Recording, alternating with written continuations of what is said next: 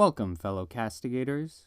About 3 years ago, it was announced that a new film adaptation of Marvel Comics' Blade was being directed by Bassam Tariq and starring Mahershala Ali, if I'm saying that right, as the titular character. The movie has been in development hell since then, and now this week, Tariq has left as director only a few months before filming was supposed to start.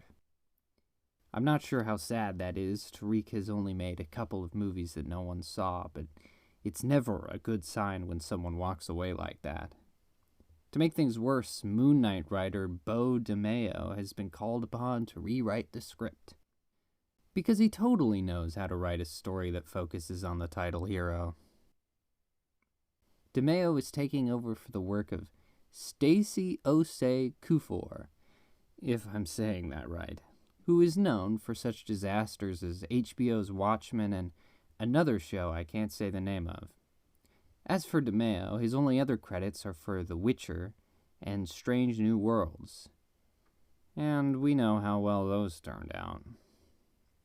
In other words, the prospects are not good. But don't get me wrong, from the day this was announced, this wasn't something I wanted.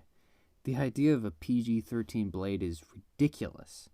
Both the comics and the films are just about as violent and gory as you can get.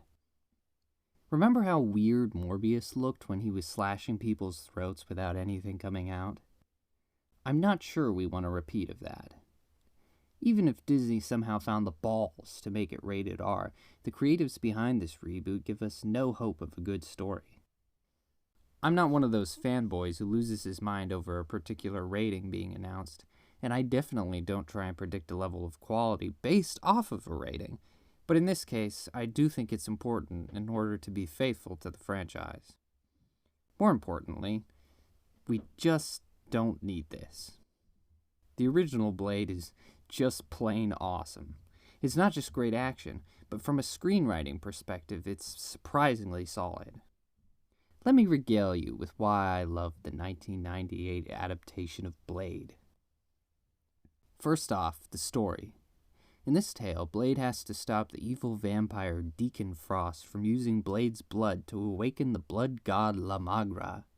This plot may seem pretty simple, but that's perfect for an action movie that will get weighed down if it's too complicated.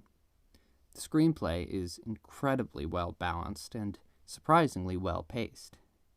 It doesn't feel too long or too short. Nothing feels underexplained or overexplained. And best of all, there's good payoff for everything that's set up. Its sequel actually gets pretty close to bottling that lightning. Secondly, I love the characters.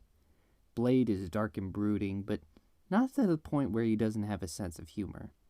He's not one-dimensional either. He has ambition, and we get a real sense of the pain he goes through.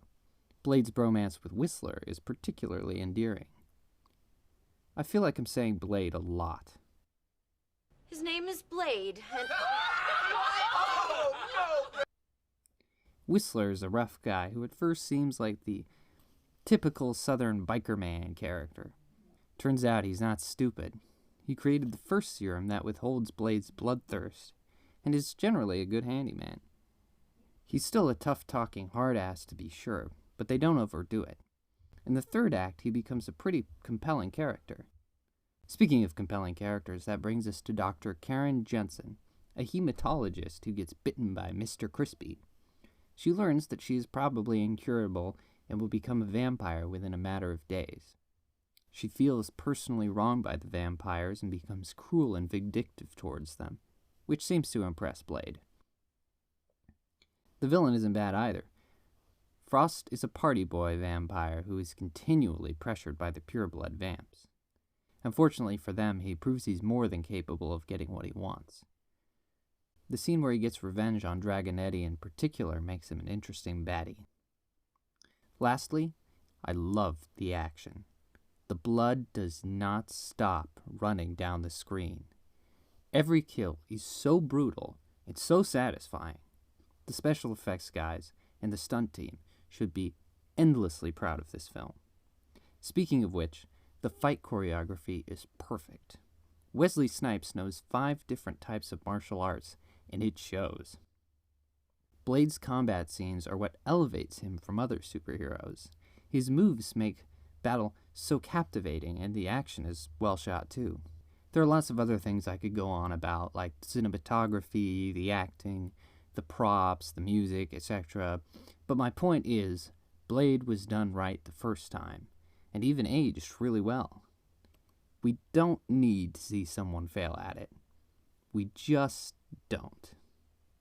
Anyway, comment below your favorite scene from the Blade trilogy, and subscribe for more development hell.